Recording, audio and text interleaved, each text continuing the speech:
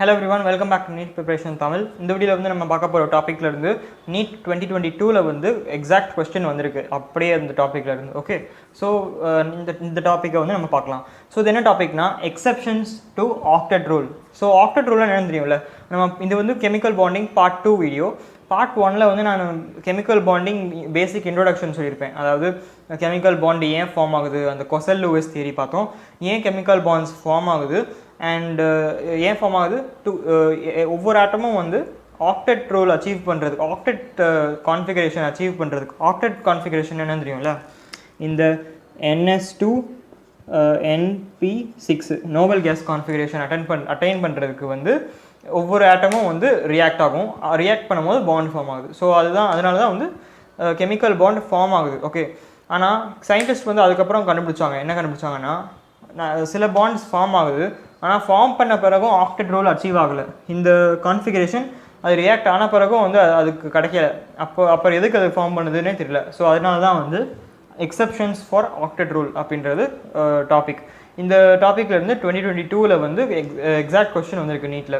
So வாங்க பார்த்துடலாம். So இந்த ஆக்டெட் ரூல் அச்சீவ் ஆகாமல் இருக்கிறதுக்கு நிறைய பாசிபிலிட்டிஸ் இருக்குது. ஸோ 4 பாசிபிலிட்டி இருக்குது. ஈச் ஒன்னை வந்து பார்த்துடலாம் வாங்க.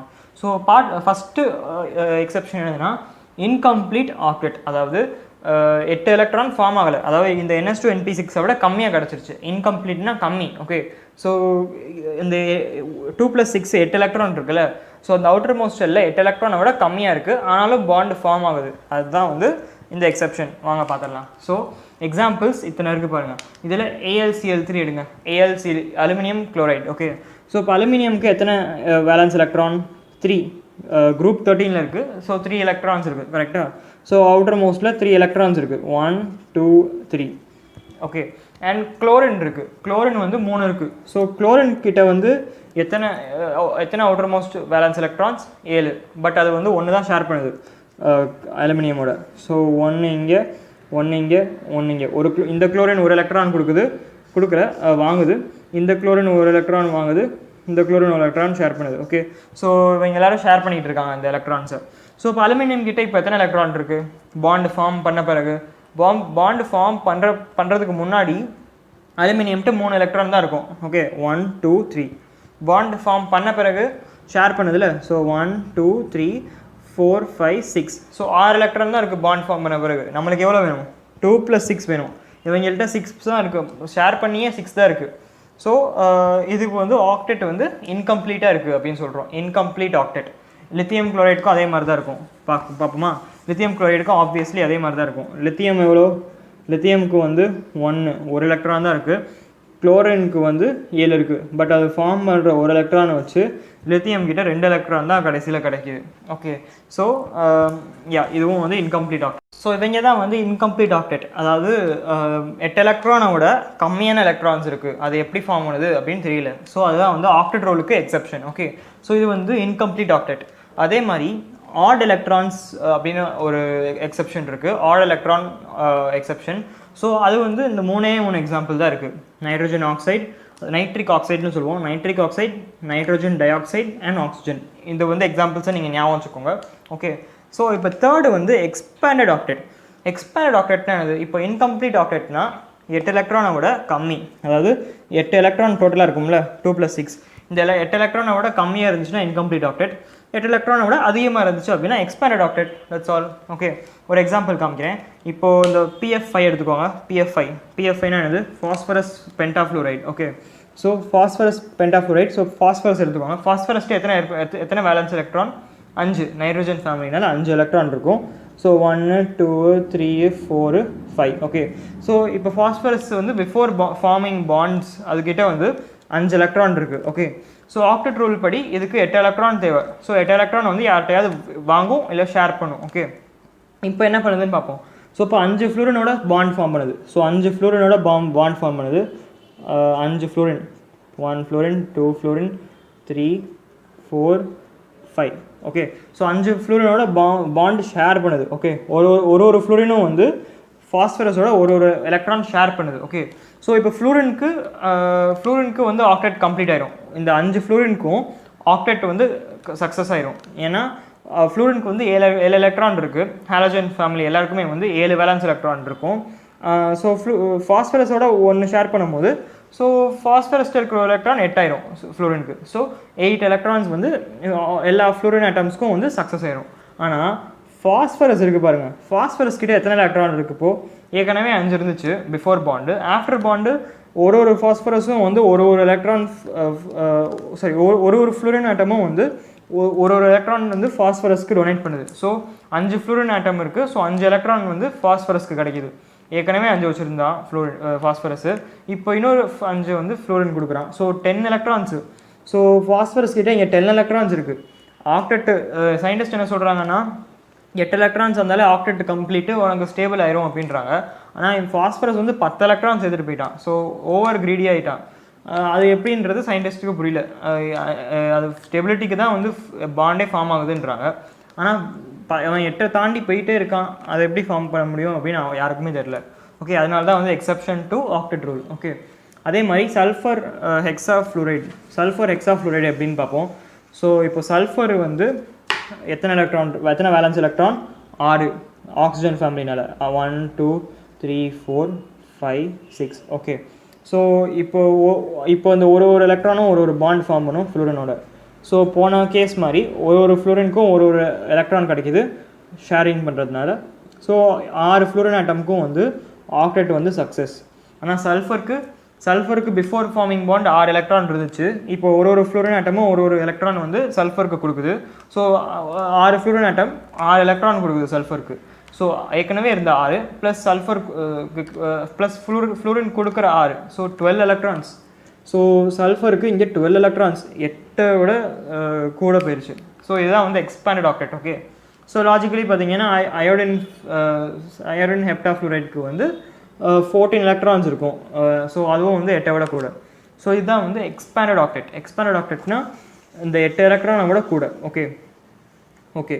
ஸோ இப்போது 4வது எக்ஸப்ஷன் என்னதுன்னா நோபல் கேஸ் ரியாக்ட். அப்படின்னா என்னது?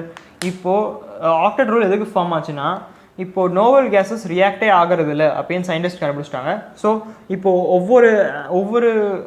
ஒவ்வொரு ஆட்டமும் வந்து இந்த நோபல் கேஸ் கான்ஃபிகரேஷன் ரீச் பண்ணுறதுக்கு தான் வந்து ரியாக்ட் பண்ணி பாண்ட் ஃபார்ம் பண்ணுதுன்னே சொல்லிட்டாங்க. ஸோ அது நோபல் கேஸ் கான்ஃபிகரேஷன் போயிடுச்சுன்னா அது ரியாக்ட் ஆகாது இனிமேல் அப்படின்னு சொல்லிட்டாங்க.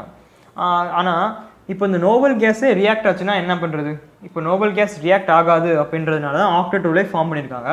ஒவ்வொரு ஆட்டமும் வந்து நோபல் கேஸ் மாதிரி ஆகணும், நம்மளும் ரியாக்டே தேவையில்லை அப்படின்றதுக்காக தான் வந்து ஒவ்வொரு ஆட்டமும் நோபல் கேஸ் கான்ஃபிகரேஷன் ரீச் ஆக போகுது. ஆனால் அந்த நோபல் கேஸே ரியாக்ட் ஆச்சுன்னா அப்போ என்ன பண்ணுறது? அதுதான் வந்து இந்த கேஸ். ஸோ கிரிப்டான் வந்து ட்ரைஃப்ளூரைட் ஃபார்ம் பண்ணுது, xenon வந்து டைஃப்ளூரைட் ஃபார்ம் பண்ணுது, அண்ட் XeOF2 இது வந்து ஆக்சிஃப்ளூரைட். ஆக்சிஜனும் ஃப்ளூரினும் சேர்ந்த ஒரு காம்பவுண்டு. ஸோ இதுவும் xenon. ஸோ கிரிப்டான் xenonலாம் வந்து நோபல் கேஸஸ். அவங்களே ரியாக்ட் ஆகிட்டாங்க, அவங்களும் இந்த கான்ஃபிகரேஷனில் தான் ஏற்கனவே இருக்காங்க, அவங்களே ரியாக்ட் ஆகிட்டாங்கன்னா என்ன பண்ணுறது? ஸோ அதுவும் ஒரு எக்ஸப்ஷன் ரூல். ஓகே, ஸோ இதுதான் வந்து இந்த 4 எக்ஸப்ஷன்ஸ். இந்த எக்ஸாம்பிள்ஸ் வந்து ரொம்ப முக்கியம். இப்போ நம்ம வந்து PYQ என்ன PYQ வருது அப்படின்றத பார்ப்போம். ஸோ இப்போ வந்து நம்ம 2023 NEET பேப்பரில் கேட்ட கொஸ்டின் பார்ப்போம். ஆக்டெட் ரூலோட எக்ஸப்ஷன் கொஸ்டின். ஓகே, ஸோ அங்கே பார்ப்போம், படிங்க. Amongst the following, the total number of species not having 8 electrons around the central atom in its outermost shell is. Okay, ஒரு 5 எலக்ட்ரான் 5 காம்பவுண்ட்ஸ் 5 மாலிக்யூல் கொடுத்துட்டாங்க நம்மள்கிட்ட. இந்த 5 மாலிக்யூலில் எத்தனை வந்து ஆக்டெட் ரூலோட எக்ஸப்ஷன் அப்படின்னு கேட்குறாங்க. That's all. ஸோ அந்த 5 ஃபஸ்ட்டு மாலிக்யூல் பாருங்கள், ammonia. That's all. NH3. Okay, so NH3ன்றது என்ன மாதிரி காம்பவுண்டு? ஸோ நைட்ரோஜன் வந்து 5 எலக்ட்ரான் இருக்குது, நைட்ரோஜன் வந்து 5 எலக்ட்ரான் இருக்குது.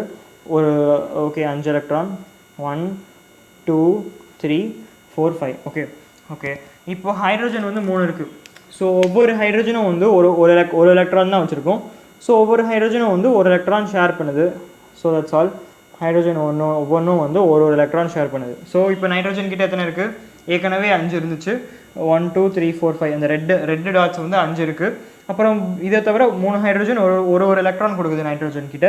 ஸோ நைட்ரோஜனுக்கு வந்து மொத்தம் 3 எலக்ட்ரான்ஸ் கிடைக்குது. ஸோ 3 + 5 8.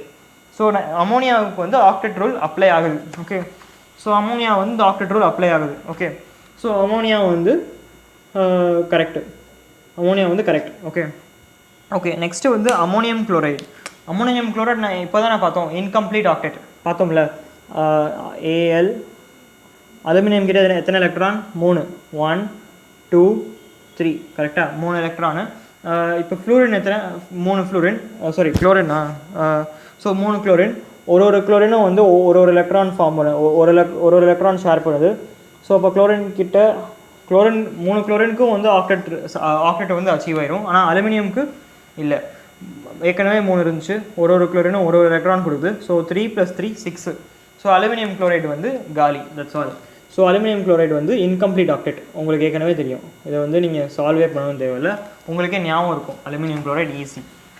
ஓகே, இப்போ மூணாவது வந்து பெரிலியம் குளோரைடு.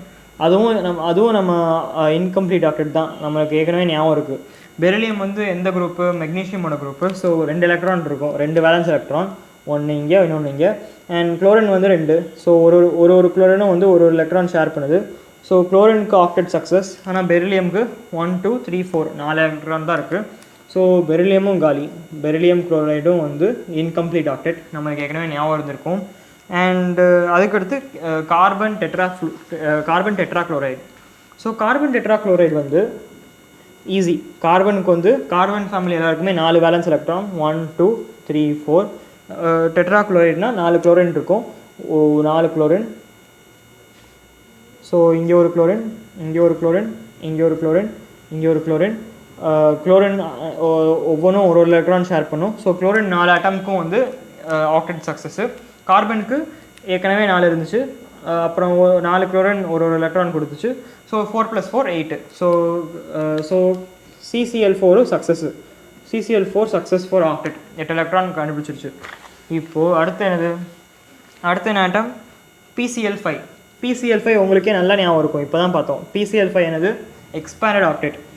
5 எலக்ட்ரான் இருக்குது, valence 5 valence electron. Okay, and ஒவ்வொரு குளோரினும் ஒரு எலக்ட்ரான் கொடுக்குது, ஒரு குளோரினும் ஒரு எலக்ட்ரான் கொடுக்குது, கரெக்டாக? ஸோ 1 2 3 4 5. இது 5 Cl பென்டாக்ளோரைடு, ஃபாஸ்பரஸ் பென்டாக்ளோரைடு. இப்போ ஃபாஸ்பரஸ்ட்டு 5 இருந்தது, ஒரு குளோரினும் ஒரு எலக்ட்ரான் டொனேட் பண்ணுது. ஸோ 5 + 5 10. ஸோ ஃபாஸ்பரஸ் குளோரைடும் அவுட், பென்டாக்ளோரைடும் அவுட்டு. ஓகே, ஸோ இதுவும் அவுட்டு. அலுமினியம் குளோரைட்டை 6 எலக்ட்ரான் தான் இருந்துச்சு, பெரிலியம் குளோரைட்டை 4 எலக்ட்ரான் தான் இருந்துச்சு, PCl5 10 எலக்ட்ரான் இருந்துச்சு. ஸோ இவங்க எவன்ட்டையுமே வந்து 8 எலக்ட்ரான் இல்லை. இந்த அமோனியாவும் CCl4 கிட்ட இருந்தால் 8 எலக்ட்ரான், இவங்களுக்கு மட்டும்தான் 8 எலக்ட்ரான் கரெக்டாக இருந்துச்சு. ஸோ இவங்க தான் வந்து ஆக்டெட் ரூல் ஃபாலோ பண்ணுறாங்க. ஸோ இந்த 3 பேர் வந்து ஆக்டெட் ரூல் ஃபாலோ பண்ணல. So option C is the right answer. Okay, உங்களுக்கு புரிஞ்சிருக்கும்னு நினைக்கிறேன். That's all in this video. Thank you for வாட்சிங். பை.